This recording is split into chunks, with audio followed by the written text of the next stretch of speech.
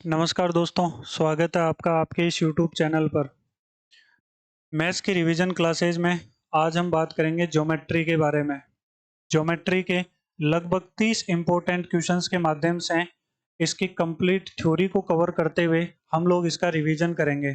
30 questions में लगभग हर एक प्रकार के क्वेश्चन होंगे, हर एक टाइप्स को कवर करते हुए क्वेश्चन बनाए गए हैं, जिसमें आपके लाइन एंड एंगल्स हो, चाहे ट्राइंगल हो, सर्किल हो, क्वाड्रिलेटरल हो, पॉलीगन हो, इन सभी टॉपिक्स को कवर करते हुए ये 30 क्वेश्चन बनाए गए हैं और इनके माध्यम से हम ज्योमेट्री का रिवीजन करेंगे। क्वेश्चन नंबर 1 से स्टार्ट करते हैं हम लोग। क्वेश्चन नंबर 1 देखो, एक समांतर चतुर्भुज ABCD के विकर्ण BD की लंबाई 18 सेमी है।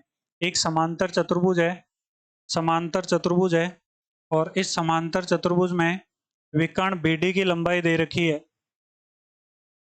समांतर चतुर्भुज में विकर्ण BD की लंबाई दे रखी है 18 सेमी।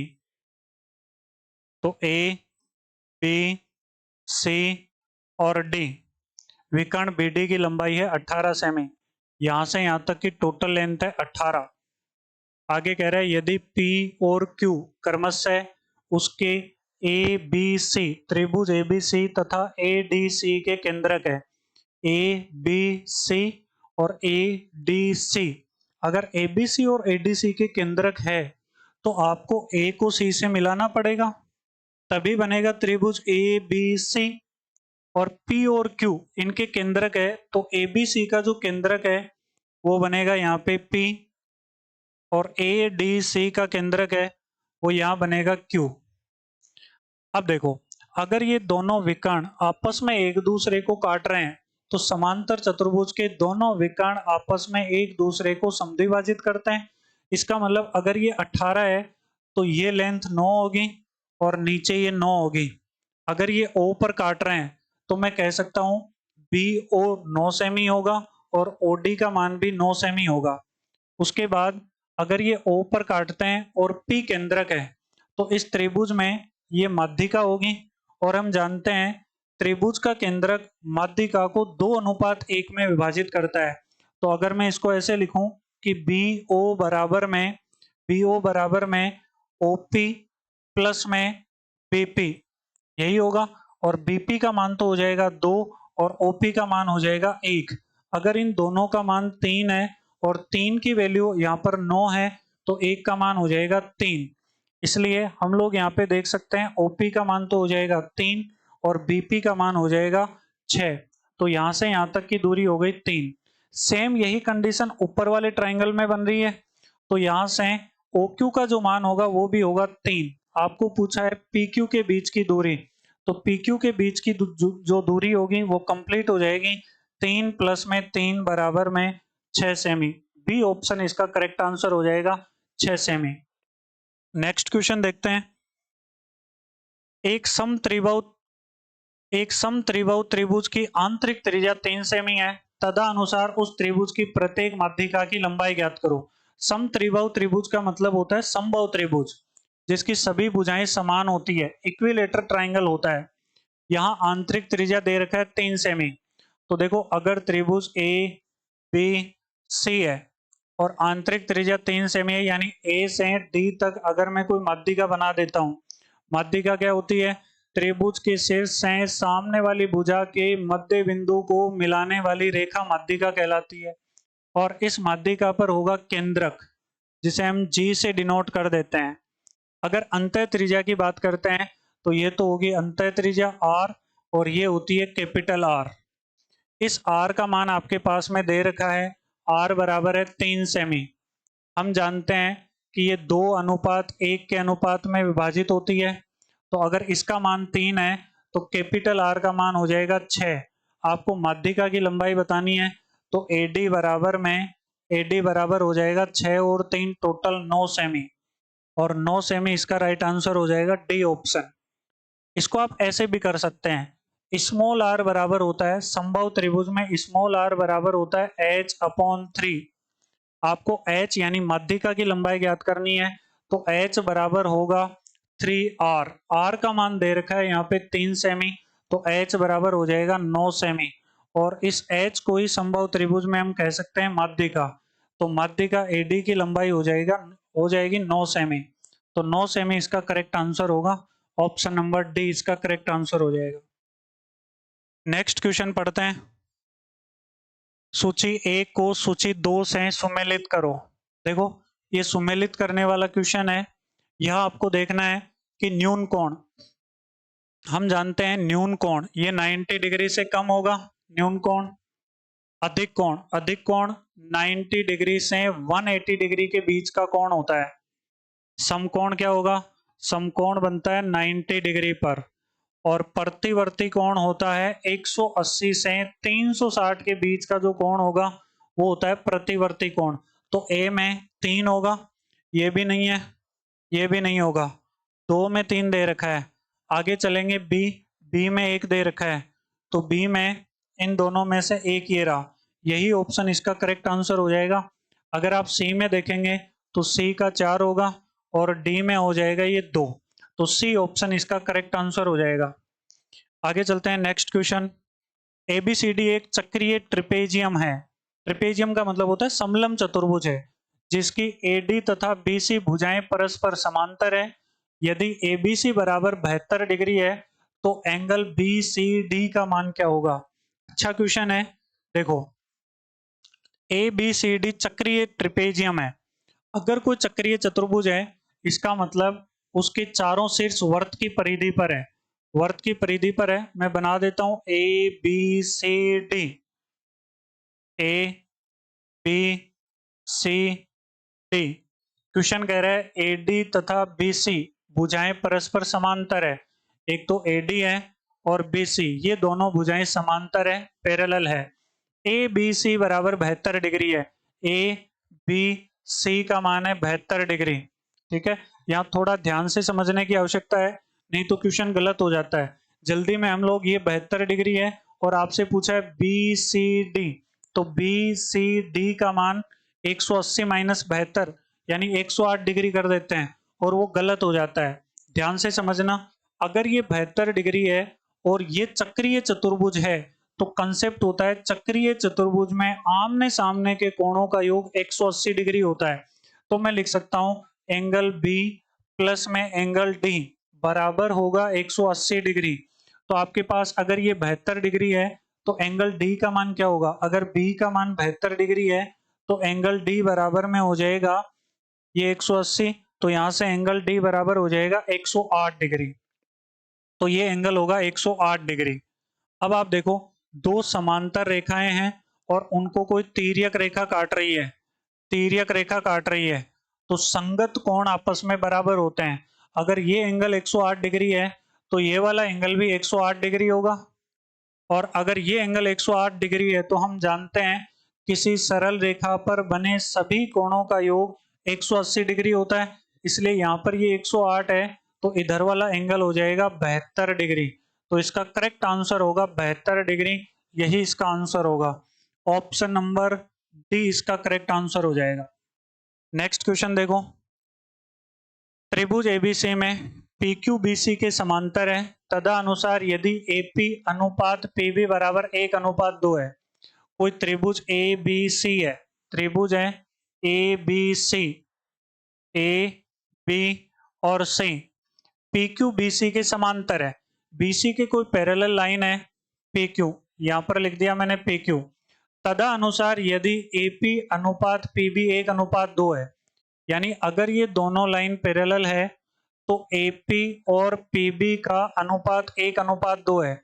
यानी आपके पास में ये अनुपात अगर 1 है तो PB का अनुपात हो जाएगा 2। ठीक है, उसके बाद AQ बराबर 3 सेमी है, यहाँ पर जो मान होगा वो 3 है। आपको पूछा है AC का मान ज्ञात करना है। देखो हम लोग जानते हैं कि अगर किसी त्रिभुज की किसी भुजा के समांतर कोई रेखा खींची जाए तो ये समांतर रेखा त्रिभुज की अन्य दोनों भुजाओं को समान अनुपात में बांटती है। ये थेल्स प्रमेय कहता है, इसे हम थेल्स प्रमेय कहते हैं। यानी अगर आपके पास, इसको मैं ऐसे लिख सकता हूं, अगर आपको एक कंप्लीट दूरी पूछी है तो ये कंप्लीट दूरी AB होगी, तो हम इसको ऐसे लिख सकते हैं AP बटा AB, AP बटा AB बराबर होगा AQ बटा ए क्यू बटा ए सी। अब आप देखो AP का जो मान है वो 1 है, तो AB का मान, ये कंप्लीट दूरी होगी, यानी AB का मान हो जाएगा 3, तो बट्टे में 3 बराबर में AQ का मान दे रखा है 3, AC का मान आपको ज्ञात करना है, तो यहाँ से AC बराबर हो जाएगा, AC बराबर 3 गुणा 3 बराबर हो जाएगा 9 सेमी, AC बराबर में 9 सेमी, बी ऑप्शन इसका करेक्ट आंसर हो जाएगा। आगे चलते हैं, क्वेश्चन नंबर है 6। देखो ये कथन वाले क्वेश्चन है, निम्नलिखित में से कौन सा उचित है, यानी सत्य कथन कौन सा है वो आपको पहचानना है। कथन है वृत्त के केंद्र से बराबर दूरी पर जीवाओं की लंबाई बराबर होती है। बिल्कुल सही बात है, वृत्त का केंद्र है और वृत्त के केंद्र से अगर जीवा की लंबाई बराबर है तो यहाँ केंद्र से ये जो दूरी होगी ये भी बराबर होगी, ठीक है, तो ये तो सही है। दूसरा कह रहा है वृत्त के केंद्र पर किसी चाप द्वारा बना कोण वृत्त पर बचे हुए भाग में इसके द्वारा किसी और बिंदु पर बने कोण का दोगुना हो रहा है। ये कह रहा है वृत्त के केंद्र पर अगर कोई कोण बनता है तो फिर बचे हुए भाग में जो कोण बनेगा उसका दोगुना होता है। देखो ये बात भी बिल्कुल सही है, अगर किसी चाप द्वारा वृत्त के केंद्र पर जो कोण बनता है वो कोण इसी चाप द्वारा शेष परिधि पर बनने वाले कोण का दोगुना होता है। अगर ये एंगल थीटा है तो ये एंगल 2 थीटा होगा, यानी वृत्त के चाप द्वारा केंद्र पर बनाया गया कोण उसी चाप द्वारा वृत्त की परिधि पर बनाए गए कोण का दोगुना होता है, तो ये बी ऑप्शन भी इसका करेक्ट है। अगला देखो, एक वृत्त की समान खंड में कोण बराबर होते हैं। इसका मतलब यह है कि अगर कोई सर्किल है और यहां से अगर कोई जीवा खींच दी जाए AB, तो इस AB जीवा द्वारा समान खंड में यानी एक ही खंड में इस परिधि पर अगर कोई एंगल थीटा बन रहा है तो इस परिधि में दूसरा एंगल ये भी थीटा बनेगा, सभी एंगल समान होते हैं, तो ये लाइन भी बिल्कुल सही है। आगे हम पढ़ते हैं, एक चक्रीय चतुर्भुज कोई भी विपरीत कोणों के युग्म का योग 360 डिग्री होता है। बिल्कुल नहीं, चक्रीय चतुर्भुज के विपरीत कोणों का योग या आमने सामने के कोणों का योग 180 डिग्री होता है, 360 नहीं होता, तो ये गलत है।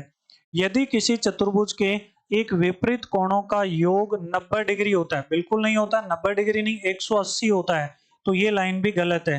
यानी आपके पास में सत्य कथन हो जाएंगे ए, बी और सी, केवल ए, बी और सी, ए ऑप्शन इसका करेक्ट आंसर हो जाएगा। नेक्स्ट क्वेश्चन की ओर चलते हैं, क्वेश्चन नंबर 7। त्रिभुज एबीसी में ओ केंद्रक है, एडी, बीई, सीएफ 3 माध्यिकाएं हैं। त्रिभुज एओई का क्षेत्रफल 15 सेमी स्क्वायर है, तो चतुर्भुज बीडीओएफ का क्षेत्रफल बताना है। देखो त्रिभुज एबीसी है, त्रिभुज ए, बी और सी, जिसमें ओ केंद्रक है, ओ केंद्रक है, एडी, बीई और सीएफ 3 माध्यिकाएं हैं। यानी एडी माध्यिका है, माध्यिका क्या होती है, सामने वाली भुजा की मध्य बिंदु को मिलाने वाली रेखा। एक है बीई माध्यिका और एक है सीएफ माध्यिका, जहां पर ये तीनों मिलती है वहां पर केंद्र बन जाता है, केंद्रक ओ बन जाता है। उसके बाद कहा है त्रिभुज ए ओ ई का क्षेत्रफल, ए ओ ई, यहाँ पर ई है, इसका क्षेत्रफल दे रखा है 15 सेमी स्क्वायर। देखो कुछ बातें समझते हैं, माध्यिका से संबंधित कुछ बातें हैं, देखो ध्यान दो। अगर त्रिभुज ए बी सी है, ए बी सी, त्रिभुज की एक माध्यिका, याद रखना त्रिभुज को दो बराबर भागों में विभाजित करती है। त्रिभुज की एक माध्यिका त्रिभुज को दो बराबर भागों में विभाजित करती है। दूसरा पॉइंट है त्रिभुज की तीनों माध्यिकाएं, त्रिभुज की तीनों माध्यिकाएं त्रिभुज को 6 बराबर भागों में विभाजित करती है। अगर तीनों माध्यिकाएं हैं तो ये मान 1 होगा, तो ये सभी मान 1 1 होंगे। तो त्रिभुज की तीनों माध्यिकाएं त्रिभुज को 6 बराबर भागों में विभाजित करती है। एक पॉइंट और याद रखना, अगर त्रिभुज एबीसी है और इस त्रिभुज का कोई केंद्रक जी है, अगर इस केंद्रक को त्रिभुज के शीर्षों से मिला दिया जाए त्रिभुज के शीर्षों से मिला दिया जाए तो त्रिभुज का केंद्रक त्रिभुज को 3 बराबर भागों में विभाजित करता है। ये 3 इंपॉर्टेंट पॉइंट है, आपको याद रखना है। इसके साथ एक और याद रखना, अगर आपके पास में ऐसा दिया हुआ है कि कोई त्रिभुज आपसे दे दें, एक कोई ट्राइंगल दिया हुआ है, इस ट्राइंगल में त्रिभुज में तीनों भुजाओं के मध्य बिंदुओं को मिलाने से प्राप्त त्रिभुज, तीनों भुजाओं के मध्य बिंदुओं को मिलाने से प्राप्त जो त्रिभुज है वो मूल त्रिभुज के क्षेत्रफल का 1/4 होता है। ये पॉइंट भी आपको ध्यान रखना है। तो अब आप देखो, अगर त्रिभुज की तीनों माध्यिकाएं मिल रही है तो ये इसको 6 बराबर भागों में बांटेगी। ये मान 1 होगा तो ये सभी मान 1-1 होंगे, और आपको दिया हुआ है यहाँ पर ये सभी मान 1 होंगे। आपको दिया हुआ है त्रिभुज AOE का क्षेत्रफल, और AOE का क्षेत्रफल है आपके पास में 15 सेमी स्क्वायर, यानी आपके पास 1 का मान दिया हुआ है 15 सेमी स्क्वायर। अब आपको क्या पूछा है, देखो आपको क्या पूछा है, चतुर्भुज BDOF का क्षेत्रफल। BDOF यहाँ A से D तक मिलाया गया, ये D है, तो देखो BD उसके बाद में OF, ये चतुर्भुज बन रहा है। अब इस चतुर्भुज में ट्राइंगल कितने हैं, 2, और वो भी सेम एरिया के, ये 1 है और ये 1 है। यहाँ 1 का मान 15 है, यानी इस चतुर्भुज में जो मान बनेगा वो बनेगा 2, और अगर 1 का मान 15 है तो 2 का मान 15 से गुणा कर देंगे, आंसर आ जाएगा 30 सेमी स्क्वायर, यानी आपके पास बी ऑप्शन इसका करेक्ट आंसर हो जाएगा। तो आंसर आ जाएगा 30, बी ऑप्शन करेक्ट आंसर हो जाएगा। ये 2-3 बातें आप फिर से देखो, त्रिभुज की एक माध्यिका त्रिभुज को 2 बराबर भागों में बांटती है, त्रिभुज की तीनों माध्यिकाएं त्रिभुज को 6 बराबर भागों में बांटती है, और त्रिभुज का केंद्रक अगर उसको शीर्षों से मिला दिया जाए तो वह त्रिभुज को 3 बराबर भागों में बांटता है। किसी भी त्रिभुज की तीनों भुजाओं के मध्य बिंदुओं को मिला दिया जाए तो जो प्राप्त त्रिभुज होगा उसका क्षेत्रफल मूल त्रिभुज के क्षेत्रफल का 1/4 होता है। चलिए नेक्स्ट क्वेश्चन पढ़ते हैं। एक वृत्त की जीवा की लंबाई वृत्त की त्रिज्या के बराबर है। इस जीवा द्वारा वृत्त के दीर्घ खंड में बनाया जाने वाला कोण कितना है? अच्छा क्वेश्चन है। वृत्त की जीवा की लंबाई वृत्त की त्रिज्या के बराबर है। ये कोई सर्किल है, वृत्त है, इसमें कोण की लंबाई है, जीवा की लंबाई वो वृत्त की त्रिज्या के बराबर है। यानी अगर ये इसका केंद्र है, केंद्र से परिधि तक की दूरी स्मॉल r है, केंद्र से परिधि तक की दूरी स्मॉल r है, और ये जीवा की लंबाई भी स्मॉल r है, बराबर है तीनों। अब कह रहे हैं जीवा द्वारा वृत्त के दीर्घ खंड में बनाया जाने वाला कोण, जीवा द्वारा वृत्त के दीर्घ खंड में, तो अगर ये जीवा AB है तो इसके द्वारा दीर्घ खंड यही बनेगा, तो ये बनाया जाने वाला कोण, इसके बारे में आपसे पूछा है। तो देखो अगर आपके पास में ये तीनों भुजाएं बराबर है, जो कि स्मॉल r दे रखा है, अगर 3 भुजाएं बराबर है तो ये इक्विलेटर ट्राइंगल बनेगा, यानी समबाहु त्रिभुज बनेगा। और समबाहु त्रिभुज में हम जानते हैं समबाहु त्रिभुज का प्रत्येक कोण 60 डिग्री का होता है, ये एंगल 60 डिग्री का होगा। अब हम ये भी जानते हैं कि किसी जीवा द्वारा, अभी अभी हमने पढ़ा है, किसी जीवा द्वारा केंद्र पर बनाया गया कोण इसी जीवा द्वारा या चाप द्वारा शेष परिधि पर बनने वाले कोण का 2 गुना होता है। तो अगर ये एंगल 60 डिग्री है तो ये एंगल हो जाएगा 30 डिग्री, और यही आपका आंसर हो जाएगा 30 डिग्री, आंसर हो जाएगा ऑप्शन नंबर 1 इसका करेक्ट आंसर होगा। आगे चलते हैं नेक्स्ट क्वेश्चन, क्वेश्चन नंबर है 9। देखो संलग्न आकृति में यदि AB समांतर है CD, AB और CD पैरेलल है, आपको अक्ष का मान बताना है। तो देखो एक चीज याद रखना, जब भी 2 पैरेलल लाइन है और उसमें अगर इस प्रकार का कोई एरो बनता है तो ये वाला जो मान होता है ये हमेशा, अगर ये थीटा है और ये मान अल्फा है तो याद रखना ये एंगल हमेशा थीटा प्लस में अल्फा होता है। कैसे होता है ये मैं समझा देता हूं, पर आपको बाद में ये रिजल्ट ध्यान रखना है डायरेक्ट। देखो अगर इन दोनों के बीचों बीच इस पॉइंट पर मैं कोई पैरेलल लाइन बना देता हूं, समांतर रेखा बना देता हूं, तो हम जानते हैं कि 2 समांतर रेखाएं बनने पर जब जेड की आकृति में जो कोण बनते हैं वो एकांतर कोण होते हैं। तो अगर ये एंगल 80 डिग्री है तो ये एंगल भी एकांतर के कारण 80 डिग्री होगा। उसके बाद देखो ये जेड बन रहा है, यहाँ पर ये एंगल 20 डिग्री है, तो ये एंगल भी 20 डिग्री होगा, और इन दोनों को जोड़ेंगे तो अक्स बराबर आ जाएगा 100 डिग्री। ये रिजल्ट आपको डायरेक्ट भी ध्यान रखना है कि अगर दो पैरेलल लाइन में इस प्रकार का कोई एरो बनता है तो इस एरो के जो बीच का कोण होगा ये इन दोनों कोणों का सम होता है, योग होता है। तो आपके पास में ये एंगल हो जाएगा 100 डिग्री। ऑप्शन नंबर 3 इसका करेक्ट आंसर हो जाएगा। नेक्स्ट क्वेश्चन पढ़ते हैं। त्रिभुज एबीसी में एडी कोण ए का आंतरिक द्विभाजक है। एडी कोण ए का आंतरिक द्विभाजक है और भुजा बीसी को डी पर मिलता है। बीडी बराबर 5 सेमी है, बीसी बराबर 7.5 सेमी है। ए बी और ए सी का अनुपात बताना है। देखो इसको कैसे सरल करेंगे, ध्यान दो। त्रिभुज एबीसी में त्रिभुज ए बी सी, ए है, बी है और सी है। कोण ए का आंतरिक द्विभाजक, ए का आंतरिक द्विभाजक एंगल बाई सेक्टर, यानी अगर ये एंगल बाई सेक्टर है तो ये एंगल ए बाई 2 होगा और इधर वाला एंगल ए बाई 2 होगा। फिर कह रहा है भुजा बीसी को डी पर मिलता है, ये भुजा बीसी को यहाँ डी पॉइंट पर मिलता है। यदि बी डी बराबर 5 सेमी, ये लेन दे रखी है 5 सेमी और दिया है बीसी बराबर 7.5, इस कंप्लीट का जो मान है वो दे रखा है 7.5 सेमी। आपको बताना है ए बी अनुपात ए सी। तो याद रखना एंगल बाई सेक्टर का एक कंसेप्ट होता है, अगर त्रिभुज के किसी शीर्ष से कोण समद्विभाजक खींचा जाए तो जो कॉन्सेप्ट बनता है वो ये बनेगा कि बी डी अनुपात सी डी बराबर होता है ए बी बटा ए सी।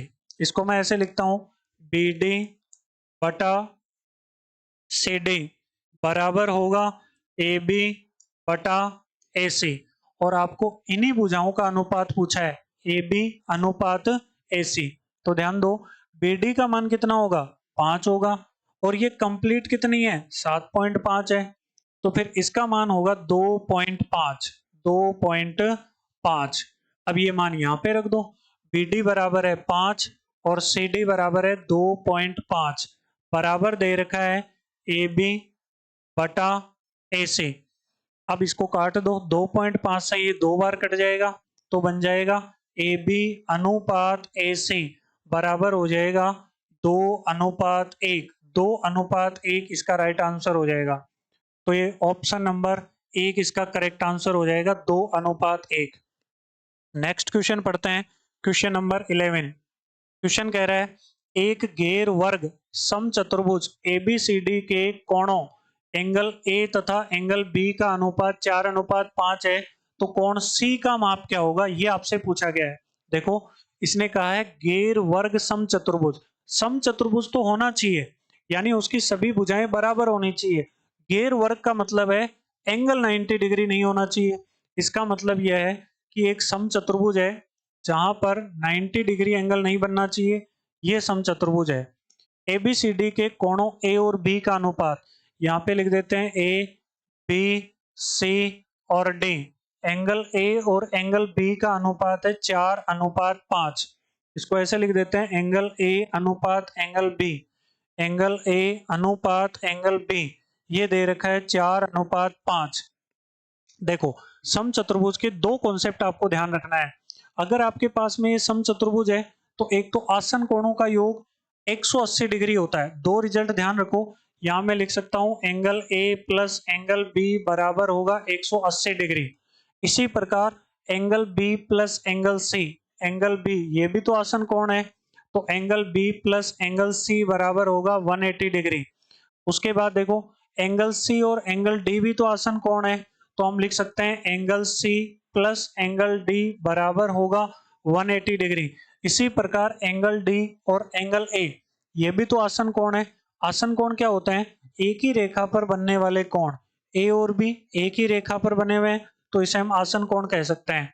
यानी यहाँ पर बनेगा angle D plus angle A बराबर हो जाएगा 180 डिग्री। एक तो रिजल्ट ये याद रखना है और दूसरा आपको याद रखना है समचतुर्भुज के सम्मुख कोण आपस में बराबर होते हैं। मैं लिख सकता हूं एंगल ए बराबर होगा एंगल सी और एंगल बी बराबर होगा एंगल डी, एंगल बी बराबर होगा एंगल डी। अब आप देखो यहाँ से ए और बी का रेशियो दे रखा है 4:5 और हम जानते हैं ए प्लस बी का योग तो 180 होगा, तो यहाँ पर इसको जोड़ेंगे तो टोटल बनेगा 9 और 9 की वैल्यू आ जाएगी 180, तो यहाँ से एक का मान हो जाएगा 20 और अगर एक का मान 20 है तो यहाँ एंगल ए 20 से गुणा करेंगे तो 80 डिग्री होगा और इसको 20 से गुणा करेंगे तो 100 डिग्री होगा, यानी एंगल ए का मान 80 डिग्री होगा और बी का मान होगा 100। आपसे क्या पूछा है? आपसे पूछा है कोण सी का माप क्या होगा। देखो कोण सी का माप ज्ञात करना है तो अभी अभी हमने पढ़ा एंगल ए बराबर होगा एंगल सी। अगर ए का मान 80 डिग्री है तो यहाँ सी का मान भी 80 डिग्री होगा, यही इसका आंसर हो जाएगा 80 डिग्री। इसको ऐसे भी ज्ञात कर सकते हो, मान लो अगर ये 100 डिग्री आपने लिख लिया तो अगर ये 100 डिग्री है तो इन दोनों का सम 180 होना चाहिए, तो फिर ये अगर ये 100 है तो ये 80 डिग्री हो जाएगा। नेक्स्ट क्वेश्चन देखते हैं, क्वेश्चन नंबर 12। दी गई आकृति में पी क्यू पैरेलल है, सॉरी पी क्यू परपेंडिकुलर है पी एस और पी क्यू पैरेलल है S R. P Q 90 degree बना रहा है पी एस पे, ठीक है। पी क्यू समांतर है एस आर, पी क्यू और एस आर ये पैरेलल है। एस क्यू आर बराबर 28 डिग्री है।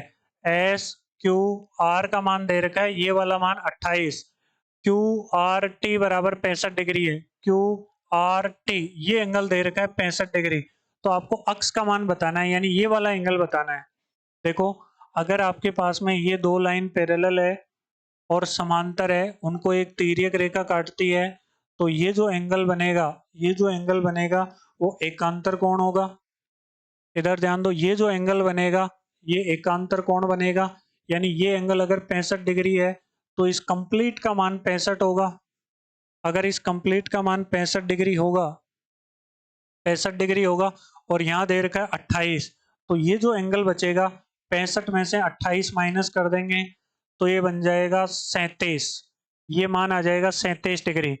अब आप देखो इस त्रिभुज में ये 37 डिग्री है, ये 90 डिग्री है और ये अक्ष डिग्री है, तो इस त्रिभुज के तीनों कोणों का योग 180 होना चाहिए और अगर ये 90 है तो इन दोनों का सम 90 होना चाहिए, या फिर ऐसे लिख दो 90 डिग्री 37 डिग्री प्लस में अक्ष बराबर 90 होना चाहिए, तो अक्ष बराबर में आप 37 माइनस करेंगे तो ये बन जाएगा 53, 53 डिग्री इसका आंसर हो जाएगा। ऑप्शन नंबर सी इसका करेक्ट आंसर होगा। नेक्स्ट क्वेश्चन देखो, ए बी सी का अंतः केंद्र आई है, ए बी सी का अंतः केंद्र आई है और दिया है त्रिभुज ए बी सी, सॉरी कोण ए बी सी बराबर 60 डिग्री है और कोण ए सी बी बराबर 50 डिग्री है, तो आपको बी आई सी का मान पूछा है, कोण बी आई सी का मान ज्ञात करना है। देखो इसमें हर एक टाइप के क्वेश्चन आपको मिलेंगे, चाहे अंतः केंद्र हो, परिकेंद्र हो, समरूपता हो, सर्वांग समता हो, फिर सर्किल के कुछ परमे से संबंधित क्वेश्चन हो, चाहे लाइन एंड एंगल्स के क्वेश्चन हो, वो सारे कंप्लीट इसमें मिक्स है। तो देखो एबीसी का अंतः केंद्र आई है, त्रिभुज ए बी सी, ए बी और सी इसका अंतः केंद्र है आई।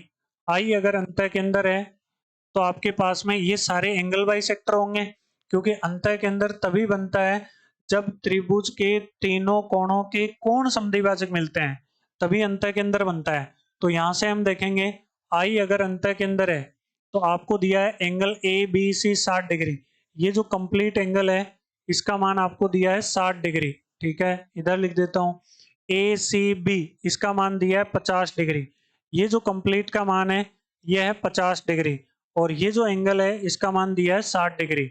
आपको बताना है B I C, B I सी। देखो हम जानते हैं अगर ये अंतः केंद्र है तो अपने पास जो कंसेप्ट बनेगा एंगल बी आई सी बराबर होगा 90 degree plus angle A by 2, ये कंसेप्ट बनता है अंतः केंद्र के लिए। देखो अंतः केंद्र के दो तीन बातें मैं डायरेक्ट बता ही देता हूं इन सेंटर की। अंतः केंद्र, अगर अंतः केंद्र बन रहा है, अगर कोई ट्राइंगल है ए बी सी, ए बी सी और आई उसका अंतः केंद्र है, तो याद रखना एंगल बी आई सी बराबर जो होगा, एंगल बी आई सी बराबर होगा 90 degree plus angle A by 2। और अगर ये अंतः केंद्र होता है तो यहाँ से यहाँ तक की दूरी स्मॉल आर होगी, यहाँ से यहाँ तक की दूरी स्मॉल आर होगी और यहाँ से यहाँ तक की दूरी स्मॉल आर होगी, यानी यहाँ पर अंतःवृत्त बनाएगा। और अगर ये अंतःवृत्त बनाएगा तो ये जो यहाँ से यहाँ तक की दूरी है इसको हम बोलते हैं अंतः त्रिज्या, इसको अंतः त्रिज्या कहते हैं। और याद रखना स्मॉल आर बराबर होता है ए अपॉन एस, यहाँ से भी कई बार क्वेश्चन पूछे जाते हैं। स्मॉल आर बराबर ए अपॉन एस, ए का मतलब होता है यहाँ एरिया यानी त्रिभुज का क्षेत्रफल, और एस का मतलब होता है सेमी पेरीमीटर यानी अर्ध परिमाप, त्रिभुज का अर्ध परिमाप। अर्ध परिमाप भुजाओं के योग का आधा करने पे बनता है। तो यहाँ पर कंसेप्ट बनेगा 90 डिग्री प्लस एंगल a/2। अब देखो ये 60 डिग्री है और ये 50 डिग्री है, a का मान तो अपने पास है नहीं, तो हम ज्ञात करेंगे त्रिभुज के तीनों कोणों का योग 180 होता है, इन दोनों का सम 6 और 5 11 110 है, तो ये एंगल बन जाएगा 70 डिग्री। अब एंगल BIC ज्ञात करेंगे, तो यहाँ लिख देंगे 90 डिग्री प्लस में a/2 का मतलब है 35 डिग्री, और इसको जोड़ेंगे तो ये बनेगा 125 डिग्री। 125 डिग्री इसका आंसर हो जाएगा, ऑप्शन नंबर बी इसका करेक्ट आंसर हो जाएगा। आगे हम लोग नेक्स्ट क्वेश्चन देखते हैं। क्वेश्चन नंबर 14, एक समबाहुभुज का प्रत्येक भीतरी कोण बाह्य कोण से दोगुना है। प्रत्येक भीतरी कोण बाह्य कोण से दोगुना है, तो बहुभुज में भुजाओं की संख्या ज्ञात करो। देखो प्रत्येक भीतरी कोण यानी इंटीरियर एंगल और एक्सटीरियर एंगल का जो अनुपात दिया हुआ है वो 2:1 बन जाएगा। बाह्य कोण से अगर ये दोगुना है तो मैं लिख दूंगा 2:1। देखो बहुभुज में प्रत्येक आंतरिक कोण और प्रत्येक बाह्य कोण का योग याद रखना 180 डिग्री होता है। प्रत्येक आंतरिक कोण और प्रत्येक बाह्य कोण का योग 180 डिग्री होता है। अब देखो इन दोनों का अनुपात 2:1 है, यानी अगर टोटल करेंगे तो ये बनेगा 3, और 3 की वैल्यू 180 होगी, यहां से 1 का मान बनेगा 60, और अगर 1 का मान 60 डिग्री है तो उसका प्रत्येक आंतरिक कोण इंटीरियर एंगल 120 डिग्री का होगा, और उसका प्रत्येक एक्सटीरियर एंगल यानी प्रत्येक बाह्य कोण वो बनेगा 1 गुणा 60 60 डिग्री का। अब देखो भुजाओं की संख्या दोनों से ही ज्ञात कर सकते हैं, प्रत्येक आंतरिक कोण का भी फॉर्मूला होता है, प्रत्येक बाह्य कोण का भी फॉर्मूला होता है। यहां आपको लगाना पड़ेगा n - 2 इंटू 180 अपॉन n, और यहाँ पर आप डायरेक्ट फॉर्मूला, थोड़ा छोटा फॉर्मूला होता है, यानी प्रत्येक बाह्य कोण बराबर होता है 360 बटे में n। यहाँ प्रत्येक बाह्य कोण दिया है 60, बराबर हो जाएगा 360 बटे में n। देखो 60 से ये कट गया 6 बार, और n का मान आ जाएगा 6, यानी भुजाओं की संख्या हो जाएगी 6। बी ऑप्शन इसका करेक्ट आंसर हो जाएगा। नेक्स्ट क्वेश्चन देखते हैं। क्वेश्चन नंबर 15, देखो दिए गए चित्र में O वृत्त का केंद्र है, O वृत्त का केंद्र है, और ACBO एक समांतर चतुर्भुज है। ACB एंगल ACB का मान ज्ञात करना है। क्वेश्चन कह रहा है O वृत्त का केंद्र है, ACBO ये समांतर चतुर्भुज है। अब देखो समांतर चतुर्भुज में भी याद रखना आमने सामने के कोण बराबर होते हैं और आसन कोणों का योग 180 डिग्री होता है। जो सेम समचतुर्भुज में था वही समांतर चतुर्भुज का कंसेप्ट होता है। आसन कोणों का योग 180 होगा और आमने सामने के कोण बराबर होंगे। तो आपके पास में यहाँ पर अगर ये एंगल C है तो इसके सामने वाला ये एंगल भी बराबर होगा। अब इसको हम लोग मान लेते हैं, अगर ये वाला एंगल अक्स है तो ये वाला एंगल भी अक्स होगा। अब देखो ऐसे तो इसको डायरेक्ट ज्ञात नहीं कर सकते, अब यहाँ पर हम कंसेप्ट यूज करेंगे सर्किल वाला, कि ए से ACB ये जो चाप है इसके द्वारा केंद्र पर बनाया गया कोण अक्स है, तो इसके द्वारा इसकी परिधि पर बनने वाला कोण क्या होगा, इसका आधा हो जाएगा, क्योंकि केंद्र वाला कोण दोगुना होता है। तो इसको मैं लिख देता हूं x/2, इसका आधा हो जाएगा, और इसको मैं नाम दे देता हूं D। अब आप देखो ACBD ये एक चक्रीय चतुर्भुज बनेगा, और अगर ये चक्रीय चतुर्भुज है, तो चक्रीय चतुर्भुज का कंसेप्ट होता है आमने सामने के कोणों का योग 180 डिग्री होता है। तो यहाँ D और C का योग 180 होगा, तो यहाँ लिख देंगे x प्लस में x/2 बराबर हो जाएगा 180, यहाँ से दो लघुत्तम ले लेंगे तो ये बन जाएगा 2x प्लस में x बराबर में 180, ये बनेगा 3x, इसको उधर भेजेंगे तो ये बन जाएगा 360। तो x का मान आ जाएगा 12×36 120 डिग्री। और आपसे यही मान पूछा है एंगल ACB, इसी को तो मैंने x लिखा है, तो मैं लिख सकता हूं एंगल ACB बराबर हो जाएगा 120 डिग्री। तो इसका करेक्ट आंसर हो जाएगा 120 डिग्री। आगे इसके लगभग 30 क्वेश्चन है जो कि हम लोग आगे के क्वेश्चन कल देखते हैं। आज के लिए इतना ही पढ़ पाएंगे।